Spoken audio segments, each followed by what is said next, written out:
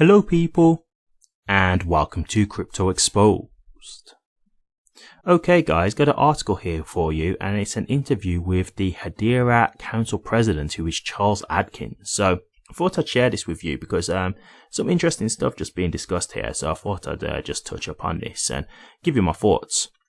So to be honest with you, the main thing really, the main two things that I want to address out of this, because these are the really two prominent things that are really being discussed, is RWA tokenization and also the spot ETFs. I think those are the really two main key things here.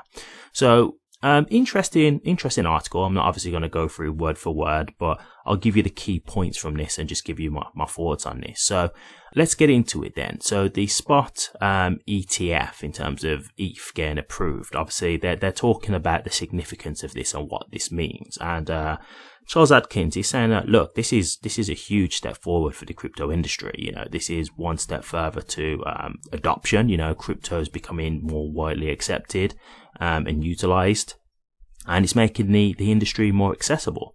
I completely agree. That's the whole point of what an ETF is, right? I've said this before, but you know, in terms of people who may want to get involved in crypto, but they don't really understand it, or they don't know how to do transfers and things like that, you know, just getting into an ETF is just the easy way to do this, right? It's just the thing of, okay, I've not got to buy a cold wallet or anything like that. I've not got to learn what network that I'm doing the transfer on. I haven't got to worry that if I, you know, mess up a character within like these long addresses that you have, it's not going to like just send my money into like a black hole and it's forever gone. You just put your money into the ETF and then it's being held. So I agree, this is a huge step forward, and it does show you that this means adoption in terms of crypto. You know, it is coming and crypto is here to stay, because you know, a lot of people still worry about this, but look, man, the whole crypto industry, it's not a fad. I've said this numerous times. There's real things here that crypto utility can bring to companies. There's real benefits here.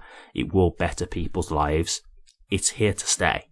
And, you know, I keep trying to show you guys this. And, you know, they said the same thing about the internet when it first came out, because it was new. People didn't understand it and it hadn't been widely accepted at that point. So everybody thought the internet was just going to be a passing phase. If you look at where the internet is now, it's, you know, we pretty much can't live without the internet. So crypto is going to be something huge in the future. And we're just seeing proof now that like this is starting to come to fruition, that it is here to stay. And, you know, this is in terms of like the SEC obviously accepting this, but let's be honest, you know, they've had a bit of a change of tune, begrudgingly. It's all because of politics, basically. You know, they're realizing that going against crypto is not good, because there are a lot of people who are invested in crypto, and it's something that they want to, you know, they want to continue to invest in and want to have a stake in its future. So when they're seeing, you know, a party being negative or anti-crypto, yeah, you're going to lose votes because of that. And I think what's happened is a party has realized that, and so they've done a quick 180 in hope to try and change that around, and hope that that will help garner them some votes back. So in terms of like the way it's been done, I don't agree, because it's disingenuous. They're just doing it to try and get some votes. But at the end of the day, it doesn't matter how it's done. The main thing is that it is done, right? That's the most important thing. So it is good to see that crypto is now starting to be embraced more. And one of the things that they're asking Charles now is like, you know, what do you think this means for the future now with ETFs, you know, going forward? Like, how many ETFs do you see coming, you know, from here on? And Charles says, look, I'm not really sure. It's hard to say in that regard, but it's the step forward in knowing that these are possibilities now. And yeah, I agree with that. Like, cause, you know, if we look at how Gary Gensler is, it's still not necessarily crypto friendly. Like, he's doing a lot of this with gritted teeth, begrudgingly. Like, he's not just open arms to crypto, but I think he's realizing, hey, I can't be the way I was being before, because my party are telling me I've got to, like, you know, I've got to take it easy. I've got to step back a little bit, relax a little bit. So I think he's trying to do it in a way where it's not like, okay, now we just approve everything, but you know, they've got to be a bit more open. And so, to me, look, I know a lot of people are going to be thinking this, what's next? Like, when is a HBAR ETF coming? I'm just going to be real with you guys. I don't see it anytime soon. I'll be honest. Like, I don't see it, for example, like by next year. Simply because I think before they get into doing HBAR, I think they would go for like top 10 market cap cryptos just because they've got the bigger volume, so obviously they're going to have more demand.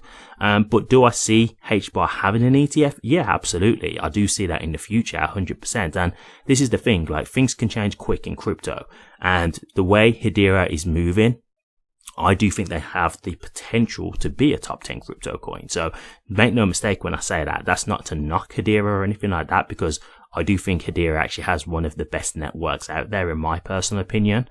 So I do think it can get there, but there's just work to be done, right? And things like this, they take time. And as I say, the SEC, like, they're not crypto friendly right now.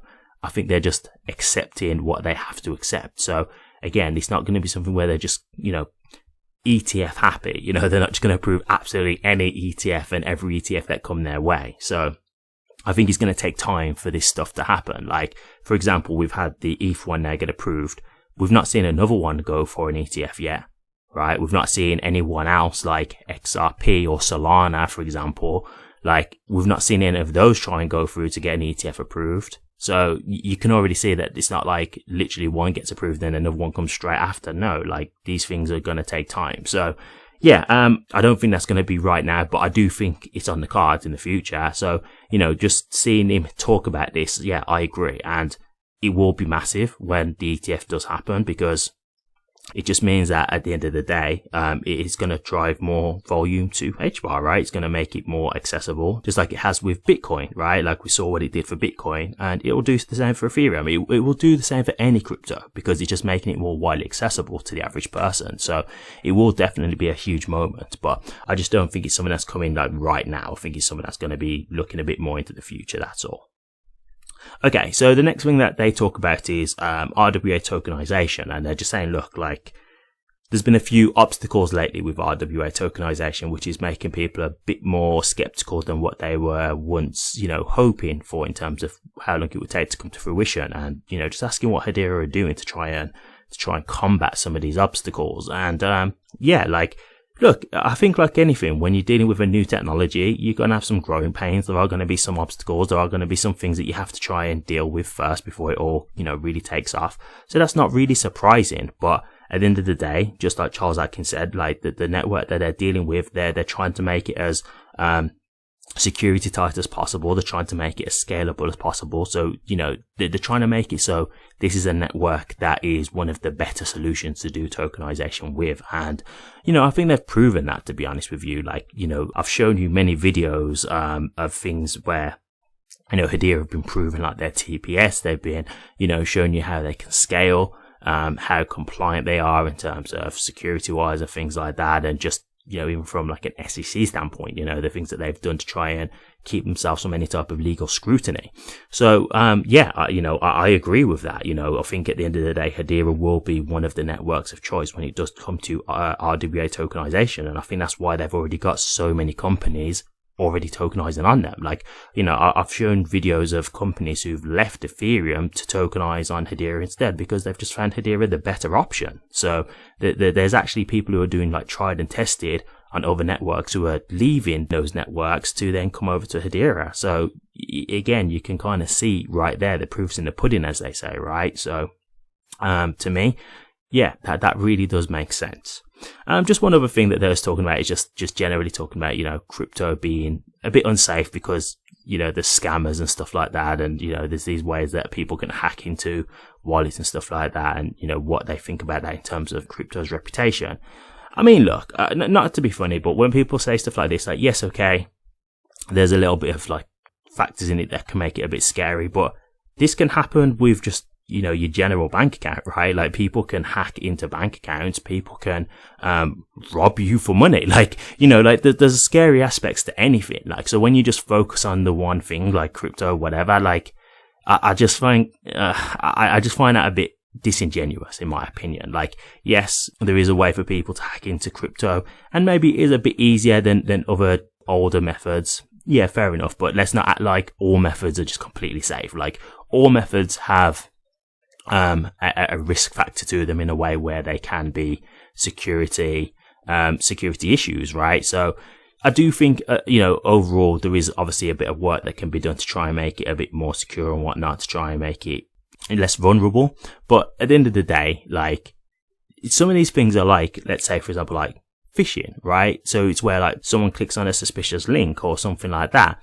The thing is with those kind of things, like that's not even something where it's like you've not done any, like obviously it's an accident, but that's due to someone clicking on something. So this is where sometimes it's also just trying to make people more aware of what to be careful of, right? Because that's where some of the issues are coming in. So this is where it's like, it's not all just about, hey, you know, your funds are just not safe. No, sometimes you've got to be careful of what you're, you know, what you're falling for, because not to say that these scams aren't really articulate and like they're good. Like I've seen some scams and I look at them like, wow, like I can understand how people would fall for that. But that's the problem. Like it is people falling for them. So it's not always like a thing of, oh, I just got hacked out of nowhere. No, like you've been duped into something, right? So that's where some of the understanding has to come from as well, in terms of trying to know what to click on and what not to click on. So overall, this was a good interview. Definitely some good topics covered here, and I thought I'd share with you because again, it just lets you know what the thoughts are of the president. And yeah, like I think some of these points are very good, and I think overall it shows you that Hedera are really still trying to move forward in terms of, you know, building up the ecosystem. And I think it all looks promising to me just from what I'm seeing. I've still got no real concerns in terms of the general, you know, price aspect or anything like that. Like I'm still fine. So I thought I'd share this with you guys, and I hope it's helped. But what do you guys think?